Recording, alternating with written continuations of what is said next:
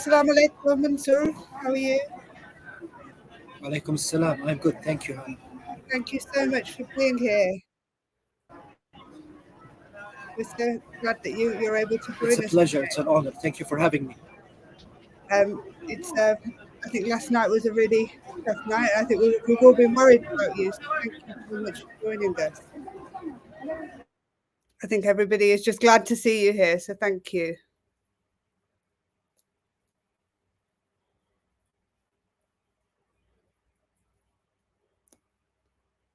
I think you've frozen, Mansour.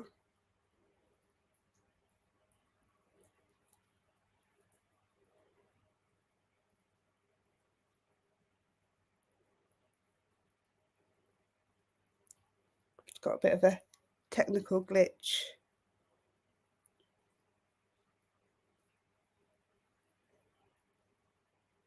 Bear with us just a minute, everybody.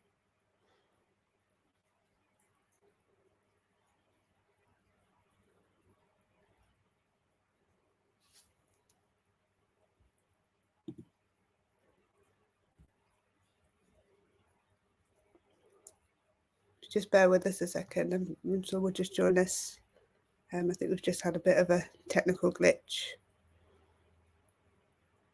As we all know, the Wi-Fi and connection is a bit tough. So if you just bear with us just a second. But for everybody that doesn't know, Mansour is in Khan Yunis at the moment, and he is a journalist out there. But he has just sent a message saying the internet has just disconnected, so he'll be back with us in just a moment. If you could just bear with us. As everybody knows, the internet out there and the technical the technical connection. Oh, he's back with us. Hi, welcome back. Thank you. The internet out there is not the best, so welcome back. So I was just saying that yesterday was another tough night for you all out there with National Hospital. So we're glad to see you. The building beside me, adjacent to me, the tent I'm staying at is the maternity ward here in Nasser Hospital. So it was hit yesterday around midnight with a tank bomb. The third floor. It went into one of the injured people room, but did not explode. It directly hit a female patient there who already had her legs amputated and lost her father, mother, and all her siblings. So this bomb killed her directly. The bomb fortunately did not explode, but it also caused a lot of injuries throughout the maternity ward itself, including many expecting mothers and babies. So that's what happened last night here. Thank you for asking. And we've all been praying all night. I think everybody has been really thrown by what has happened to what happened to Murtaz last week, what's happened to Samir, became a martyr, and we could see, what's happening to Wael and what's happening to our journalists, I think. And I think it's really starting to sink in to people people what's been happening, what a lot of us have seen, that we've been seeing over these years. I think people are really starting to understand what's happening to journalists, to yourself. People have always thought journalists would be safe out there, they're protected. So I think personally, and people want to know, I think people are starting to see the reality, because I think people have always thought journalists are safe, they're protected, and that's not the reality. Because people say, well, journalists, harming journalists is a war crime, and that's never been the reality. So I just wanted to kind of give you the opportunity to tell people the reality of what it's like. Because you can go at any time, right? I'm sorry, you can go. You can go home, and so could Samir. Correct. So I have a Canadian citizenship, and a few weeks back, the Israeli government vetted my name together with my families, and we were told we are allowed to leave through the Rafah border. My family left, however, I decided to stay. mainly to focus on trying to help the Palestinian civilian population here through different kinds of charity work. And 20% of my time is also dedicated to the media, dedicated to connecting with people like yourself in order to get the word out in English to the public out there, to let them know what exactly is happening here. If you remember last year or the year before, the Israelis killed Shireen Abu Aqle, a very famous Christian Palestinian journalist in the West Bank, working with Al Jazeera. And since then, they were never punished for this crime. And it seems that Israel has taken it much further in this war, killing over 87 journalists and social media influencers here in Gaza. Um, every day we lose a colleague here. I'm staying in a tent together with many other media personalities and people who work in the media. Wael al-Dahdouh is a friend together with many other people. And every day we sit down together and we mourn those who are lost. However, it actually gives us more strength to try to continue to get the word out so that their blood does not go for waste, you know. Unfortunately, Israel doesn't care about journalists and directly targets them, as you've heard and as you've seen. And it seems that unless another, unless someone puts them into place, they will not stop. And we don't know why the world powers, not the people have already made their stand. The free people of this world, we see them every day demonstrating, active on social media, boycotting, learning more about what Zionism really is, learning more about Islam, trying to educate themselves more about what's happening in the area. Many people asking Mansour, we want to come to Gaza to help. So many qualified volunteers, you know, the people of this world are with Gaza, with Palestine. But the question is, where is the UN, the human rights, so-called democracy? You know, like they've been lecturing people in the so-called third world about their values, their morals, uh, how we should govern ourselves. Now, at this test in Gaza, after 73 days, over 10,000 women and children have been killed, around 20,000 in total, over 50,000 injured, 1.5 million people displaced and counting. A siege, no electricity, no water, no food. This UN PR stunt of having the border open and not letting except a few trucks coming in is not enough. People here are starving. People here are getting less and less nutrition. People here are fearing for their lives. However, their morale is only going up.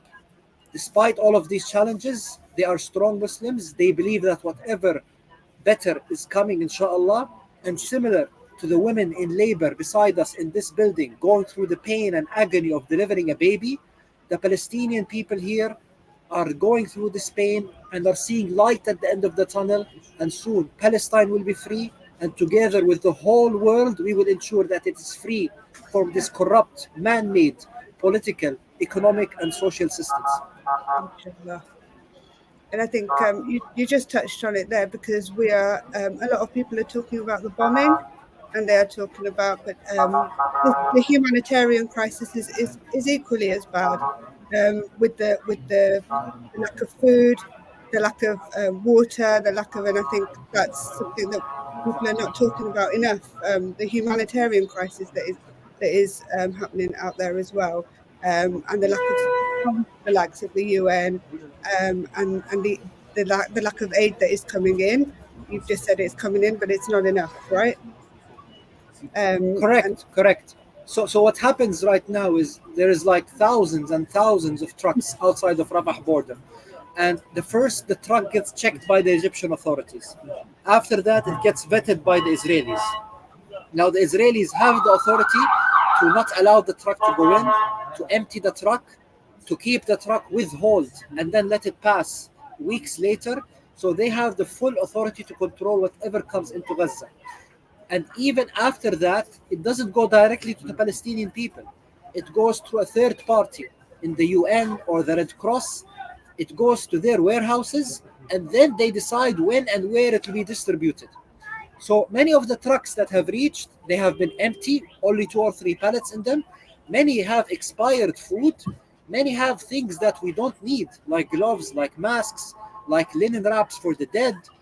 So here in Nasser Hospital, now Nasser Hospital in Khan Yunis is the biggest active hospital here in Gaza after what happened to Ashifa Hospital. I've personally only seen 15 trucks, 15, 1 5 come in, Yeah. 1 5. And you are talking about 50,000 refugees in Nasser Hospital and in the 4 schools around it. 50,000. So unfortunately, the UN and the third-party distributors have let the Palestinian people down. They are not distributing the aid in the right way. It is not reaching the people that are in need. Sometimes they are storing it in their warehouses for some reason and not allowing it to go out to the Palestinian people except through decisions that they make. And we need right now, as soon as possible, an end to the war and open borders for all of these trucks to come in and help the Palestinian people here. People around the world worked very hard to ensure that these donations get to us. We need to ensure that it gets right now to the displaced civilians that are needed right now, not to the UN, not through Israelis, not through the Egyptians, directly to the Palestinian people in need. Absolutely, absolutely. And I think you talked about the people that have made their stance clear. I saw, well, I've been seeing it over the last few days that actually Israeli people themselves are now protesting. They are protesting for a ceasefire, and they're angry now with the Israeli government. And I know many of us that have been that have known about what is happening in Palestine past the last 50, 57 days, 60 days. We've said that it will be the Israeli people that realize themselves what is happening here, and they will be the ones that will get fed up. And they are the ones that will rise up and see that actually this is not right. Are you seeing that down on the ground as well? Because there's a lot Definitely, definitely. Of course, definitely. We are very much in touch with the Israeli media, like on a live basis. We know exactly what's happening there every minute. The Israeli people are fed up with this government, with this war cabinet. They believe that Netanyahu is acting on his own for his own good, not for the good of the Israeli people. Over 370,000 Israelis have left Israel for good. They don't believe there's a future anymore for Israel. The families of the hostages believe that the Hannibal doctrine is being applied, and their hostages are going to be killed one by one by their own military, by their own airstrikes. And that's why they are protesting in large numbers, asking for them to be released. The Palestinian resistance here have been clear from day one that release all the Palestinian prisoners from the occupation jails, and all of the hostages taken on October the 7th will be released. No need for any war or any escalation or military action. Release for release. And the only hostages that were released until now were during the ceasefire, when the women, all the women and children, Palestinian women, were released from the Israeli prisons, versus the women and the children and the elderly being released from Gaza here. So this was the only successful time where a prisoner release happened, during peace, not during war. And the Palestinian resistance leadership said it very clearly. Unless a full stop to this war is made right now, no hostages will be released. So unfortunately, it seems that the Israeli public will have to put even more pressure, and the United States also will have to put more pressure on the Israeli government to heed to what is being asked for by the Palestinian resistance. Because keep in mind that every day, more of the Israeli soldiers that are held captive and intelligence officers held captive are being killed by their own Israeli military. 2 days ago or 3 days ago, you might have heard in the news about the 3 soldiers, hostages, who were waving white flags and saying, "Don't kill us, don't kill us," and they were shot. Right? So, um, this does not help the Israelis. This does not help the Palestinians. You know, we want a full release of hostages from both sides, and for the war to end, so that both sides won't get further damaged in the process. Absolutely. And that was, I guess, my next question is about the three hostages. We all we saw what played out there. We saw that they had their tops off to show that they were who they were. They spoke Hebrew. They were waving their white flags, and they were killed anyway. And they said it was an accident. And for those of us that know what this is, was it an accident, or is that just the Hannibal Directive? Is that what it is being played out? And if for anybody that doesn't know what the Hannibal Directive is, I've done a post on my LinkedIn. Please go and have a look at it. There is also a documentary about it. Is that what we're just seeing play out there? Sorry, I didn't hear your last. So with the three hostages, they were waving their flags. We saw what was happening. Is that just the Hannibal Directive that we are seeing? It wouldn't surprise me, because on October the 7th itself, the Apache helicopters have been on record killing everyone. The Hamas and the Israeli people who were partying in the native party. Also on October the 7th, you can see signs of tank shelling on many of the kibbutz, the settlement buildings where hostages were taken. So it wouldn't surprise me that Israel also applies the Hannibal doctrine wherever it sees the need be. Maybe they thought that these were Palestinians waving the white flags. Maybe they thought that they were so much in close in vicinity to other Palestinian resistance fighters, and they had to bomb them together. Maybe they didn't want these hostages to be released and tell their side of the horror stories that they have seen over the last few days as a direct result of the IDF military directly hitting the places where they are staying. So, unfortunately, this is a government that relies on lying, that continues to lie, continues to fail on all ways. Look at what they did in a Shifa hospital, right? They had everyone convinced, including myself, that a Shifa hospital was actually the command and control center for Hamas. And everyone saw the result, right? They didn't find anything. So they caused so much pain and agony and destroyed their reputation amongst the whole world for nothing, for lies, for propaganda. So if I was an Israeli, I'll be ashamed. I'll feel that there is no future for my country. And honestly, I will not have any trust with Netanyahu, his government, his war committee, or any of the actions that they take. Honestly, I really feel bad for them. Absolutely, yeah. And I think I know you did a live yesterday with a friend of mine, and I've done a few lives. And the general consensus for people that have really started to research is that people that have been Zionists and that are now anti-Zionism, they feel that they have been lied to. They really have feel that there's a real feeling from them that they feel like they've been lied to once they've kind of really looked into it, because the dehumanization that they have just really grown up with around Palestinians, around Arab people, they've really started to look into it when they've got to know Palestinians. They've gone to Palestine and they've realized that they've just been lied to, and there's a real pain that comes with that from them. And now they're really feeling it. They're really, really feeling it. But just on that, there has been so much dehumanization. When we look at the media and the way it's been reported, when we see lives that have been lost that are Israeli, we hear about them, we hear their stories. But when we look at Palestinians, they're just numbers. So, Mansour, can you just, you're out there, you're in Khan Yunis now. Can you just tell us about the people that you're around every day? Because for me, it's been really important to really acknowledge that they are people with stories before October the 7th, a year ago, 2 years ago. They're people, they're humans that go about every day, that have so much courage. And even the children, the children have more courage in their little finger than so many people that we see every day. but they're people with stories and lives and dreams and ambitions. So can you just tell us about the people that you're around every day? Sure, of course. Before the war, my wife used to teach at the British International School here in Gaza.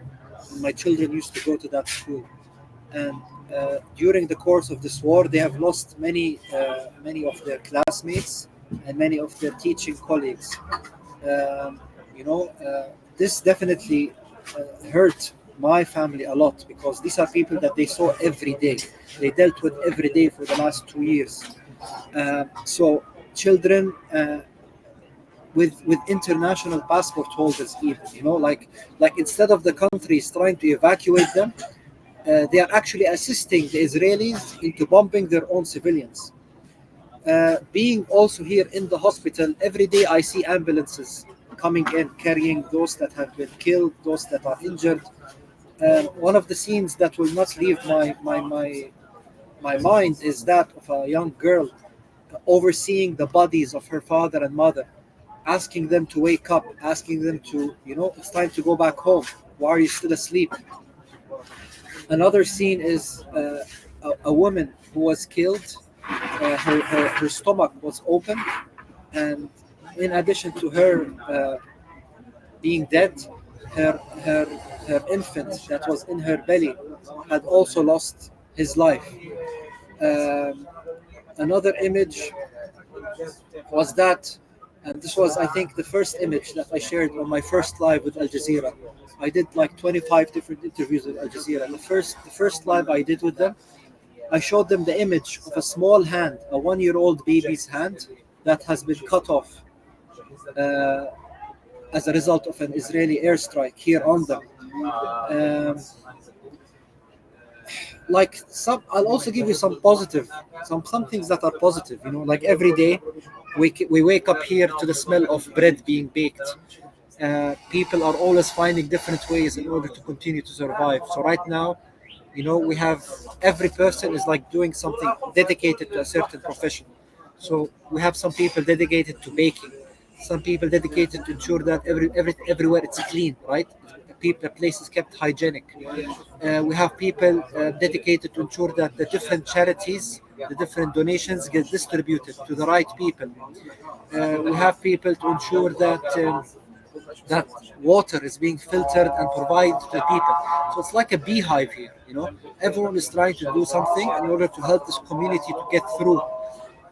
Nasser Hospital, Allahu Akbar, Allah. Nasser Hospital is not a hospital anymore. It's like a town, and every area has like a certain specialty which helps contribute to the well-being of this community. La ilaha illallah. Now this is Dhuhr prayer. I have to go pray in a few minutes, inshallah.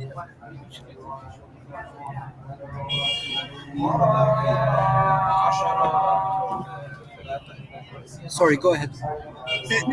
No. You okay? I think we're all just taken back by listening to the Azan.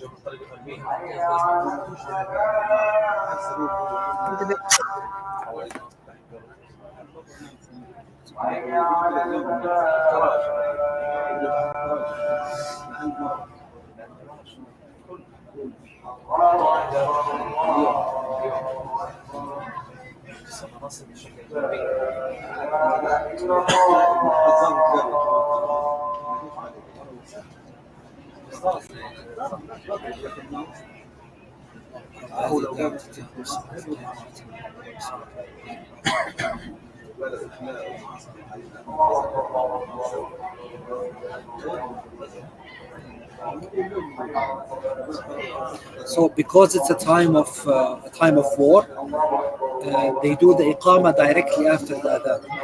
They don't wait for 15 or 20 minutes because mosques have been targeted. As you are aware, over 85 mosques have been completely demolished. So whenever I can, I pray in the mosque. But if I have some work, I finish the work and then we pray here in the tent. We do Jama'ah prayer here together with the team. But we won't keep you too much longer. I just had Please go ahead. Ask me all your questions. I'm open to answering them all. and I think we talk a lot about the women and we talk about a lot about the children, but the men in Palestine and Gaza, they have shown so much courage, and they have really around Muslim men. They have smashed every narrative that has been thrown against Muslim men. So for me, it was just around. I just really just wanted to take a minute to I guess hold space for our Palestinian men and Muslim men and everything that they have shown, because I don't think we spend enough time to really just hold space for them and actually give them the acknowledgement that they because we talk a lot about women and children, but not men, and I think it's really important that we do. Yeah, I mean, men instinctively feel obliged to serve their communities, serve their families, serve those that are in need in this world. It's part of the instinct, right? And they do not wait for acknowledgement or wait for thank you. Inshallah, the work of the men here will be accepted by Allah subhanahu wa ta'ala if our intentions are true. And yeah, I mean, and like in every society, Hannah, some people are productive, some people add value, some people, are a little bit more selfish, and this is more than in every society. We are not talking about angels here. We are talking about human beings. And however, the people in Gaza, the men in Gaza, subhanallah, they remind us of the time of the Sahaba, the time of the companions of the Prophet sallallahu alaihi wasallam, in their steadfastness, in how they share their food, their belongings, in how they give their time to each other, in how they care for each other's families, in how they, despite the little that they have, they still are very forgiving. Uh, um, but I know you said that. To tell you the truth, I really feel that the women need to be given more credit, because without the support from our mothers, our daughters, our wives, our sisters, men cannot function in this society. A man needs to function if he knows that his wife is there to take care of his children, if the mother is there to take care of his siblings, if his daughters are there to take care of his other babies and children's and care for their mothers. So women are the foundation of any society, and the Palestinian women, day after day, week after week, have proven themselves, alhamdulillah, to be the solid foundation that can be relied upon. Despite all the challenges, despite losing homes, wealth, family members, they are still saying alhamdulillah, alhamdulillah, and they keep going. And I think what you have all shown is the community, the solidarity of the community, and it has. A lot of people have said that Palestine has freed everybody else, and the amount of people that we have seen that have come to Islam through this has been beautiful to see. And I think it has been, for me, people have their faith has got stronger. People have come to Islam, and it's been amazing to see. So I think it's really important that we recognise that. So there's been two groups of people. There have been people that have been before October 7th. They have been supporting Palestine. They have been marching. I know I've been marching for the last 15 years. So when I was marching on the streets, there were 6 of us marching, and today I marched. There's 1 million. So there is people that have been marching and supporting, and they feel this helplessness and guilt that they are doing everything they can, and in the West, and it just isn't working. So is there anything else that they can be doing? Because for them, it's not just this. Since October 7th, they've been doing it for years, and there's this feeling of helplessness that no matter what they do, is there anything else or is there any kind of words, is there anything else that they can be doing? Because they feel like they're doing everything that they can be doing. Sure, sure. Definitely, I can provide some action points to do. But just as a reminder for all of us, we are not asked for results. Yes, we strive to achieve results, but we are asked to take actions. Okay, on the day of judgment, we won't be asked why didn't you achieve victory. We will be asked what did you do in order to enable this victory to happen. You know, victory will happen when God decrees, but it is our role, to hopefully be utilized towards striving for that victory. So don't feel that because you are not seeing an imminent result now, that your efforts are fruitless. No. So this is the first thing to keep in mind. So first thing,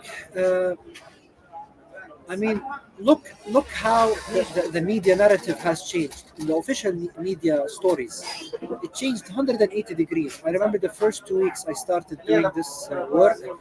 The media narrative was that Palestinians are animals, they rape women, they behead babies. You know, it was very bad. But with your efforts, right, on social media, with your efforts on national television, with you demonstrating on the ground every day in more and more numbers, the national media was forced to change their narrative. Like a channel like Fox News interviewed me 4 times in the last few weeks just to get the Palestinian part of the story to its people, right? So you are definitely making a positive change. Don't belittle what you are doing. Continue to be active on social media. Continue to like, comment, share, create content. Continue to demonstrate on the ground in large numbers. Every day you are seeing these numbers increase, not decrease. So this is a sign that you are doing the right thing. Number two, you can very easily boycott Zionist corporations, boycott corporations that support the Zionist movement, right? And I think there's a compilation of all the names of these companies through BTS or other. Look at what you did to Starbucks last week. They lost $11 billion, right? So this is like and the results of this boycott will not happen overnight. Companies announce their earnings every quarter, so wait to hear more of the results of the boycott that you are doing. And right now, for example, there's a focus on Zara after their stupid ad. So Disgusting. continue boycotting. Number three, continue to lobby your politicians. Uh, Different countries have different ways to do that. Maybe Hannah, you can tell us more about what to do in the UK. Yes, In I've got resources. So everybody, I will share resources on boycott apps and resources after this live. I will share them all. Inshallah. So don't belittle your efforts in lobbying your politicians, because at the end, the politician cares about one thing: being elected again. They don't want to lose their power. So if they feel that they will not win the next election because most of the people that they are representing are against their stance, uh, he or she will be forced to change it, and will force the administration that they report to change their stance. And that's one of the reasons that the U.S. That the U.S. government is putting so much pressure on Israel now, that try to stop your operations before the end of this month, because they are going into an election year, and Biden and the Democrats fear that they will not win the next elections if they continue supporting Israel. So same thing applying to other countries. Please continue to lobby your politicians. Number four, donate but wisely. Don't just give to any charity that pops onto your social feed. Abu Ibrahim. So, don't just donate to any charity that pops up on your social feed.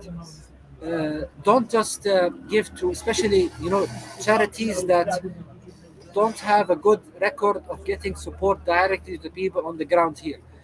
Try to talk to Palestinians that you trust, Palestinians that have family members in Gaza, and they will guide you on the best way to ensure that your donations reach the people here directly and help them here immediately.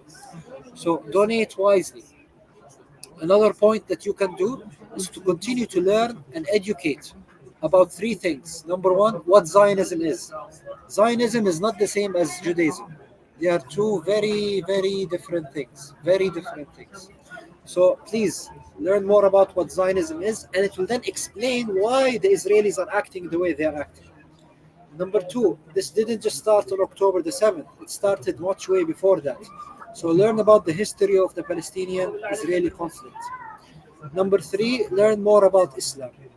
If you learn more about Islam, you'll understand why Palestinians are remaining steadfast. You'll understand a lot of a lot of the perceptions that have been sent through the different media stations will be cleared. Will help you understand who Muslims really are and why they're doing what they're doing, or what does Alhamdulillah or Allahu Akbar mean, right? So try to read more about Islam. And finally, make the intention of joining us here soon in Gaza. Inshallah. Soon the war will stop. Soon the borders will open. Make the intention of joining us here. We need volunteers from all different areas to come and help us, inshallah. And together we will ensure that the light of freedom not only starts here in Gaza or in Palestine, but shines to the whole world. There's been a lot of unjust in this world, and it's time for us to take a stand and to do real change. And Gaza is the start, inshallah. Inshallah. Yeah, and I will be sharing on everything Mansour has said. I will be sharing resources and making sure that it's really important that people. There is so much misinformation out there that people are. There is a lot of the right information is consumed. So I'll share some resources after this live as well. So I'll share that on my post. So. I know that you want to go and pray, but is there anything else that you think we haven't covered, Mansour, that you want to add? And I know, is there any questions as well from the live that we haven't answered? Pop them up. I know Maureen is there in the comments as well. So Maureen, if you want to pop any comments up. Mansour, we've had a question about how we can support people who have a disability.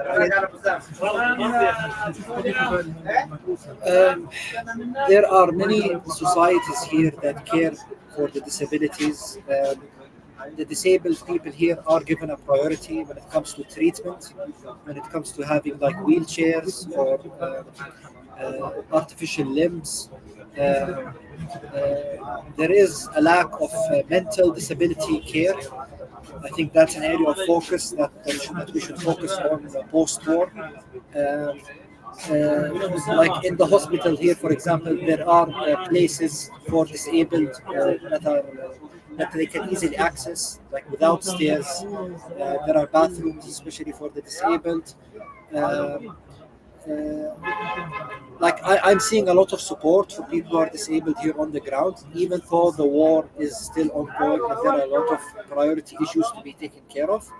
But definitely, this would be an area that we need to target, especially post-war. Post-war, definitely this would be an area because a lot of people, a lot of injured, are now disabled. They've lost their eyesight, they've lost their limbs, they've lost. There's been a lot of issues that we need to take care of. And the numbers will be going up. The disability numbers will be going up. What with the injuries, right? So we've got a question here. It says, to your knowledge, what is the sentiment there towards the rest of the world? Very positive. The people of the world, very positive. The Palestinians feel that their morale gets boosted and they continue to strive every day even stronger. Listening to your different social media platforms, seeing what different people around the world have to say in support of the Palestinian cause, looking at the multi-million demonstrations happening in cities all over the world, looking how you are able to push your governments to change their stance, hearing about how you are able to boycott companies because of their support for the Israeli state. They are actually a little bit surprised that they have, together with Allah subhanahu wa ta'ala's will, they have been able to influence a lot of the freedom movement protests that are happening all over the world. And they are a little bit sometimes fearful of it declining, but being in touch with people like you and others around the world, I tell them no, it is only escalating. People's it's not emotionally driven anymore. People now understand through evidence, through history, through facts, that this is the right of the Palestinian people, and they are seeing live every day that Israel is still targeting the women, the children, the civilians, the journalists, and they are fear them that, look, if this free world does not stop such a so-called democratic country from doing it to these people, what's it stopping it from doing it to other freedom-loving people who want to ask for their freedom in the near future, right? So people, like instinctively, based on what they are seeing and afraid of it being applied to them as well in the future, are demonstrating in large numbers all around the world, asking for this to stop, asking for open borders to be open, asking for aid to come in, and asking for Palestinians' rights to be returned to them as soon as possible. Absolutely, and I think this is it's key. It's really important that this isn't emotionally driven. That this continues for as long as it takes, and we are also just as steadfast. And we must continue this. It's very really important that we don't lose energy, and it continues, because you're right. This is happening in part, but it's also happening everywhere else, and it will continue. If this is allowed to continue here, who's next? Who's next, and where else? We also have so much happening in other countries in the same way, but if we don't stop it in Palestine, it will just continue everywhere else. This is one place where we must continue. Somebody else has asked, are the eSIM cards working there? Yes, they are. Yeah. Okay, fantastic. I'm just checking to see if we have any other questions. We've had quite a few comments. So somebody's just said they're humbled by your hopefulness. Sabika, I will put so Mansour is also on TikTok and Instagram, so I'll put all of his socials in as well, so everybody can follow him over. And I think you mentioned yesterday that your TikTok and that it's being targeted. So please, everybody, follow Mansour on all of his socials and share his content, because it is being targeted. So make sure that we're following and sharing his content as well, to make sure that. Hello. Assalamu alaikum. Salam. This boy lost his older sibling in the war. Just say salam alaikum. Salam, salam alaikum. Wa alaikum salam. What's your name? محمد إياد القرن. What do you want to tell them? إيش بدك تحكي لهم للعالم؟ What do you want to tell them? بالعربي. نتفرج إلى مسيرة غزة وينزل غزة ويعطينا مساعدات. He's asking you to continue to not to forget about us, to continue to support us, and to ask them to open the borders to let the aid in to help the people that are in need. And if we can't,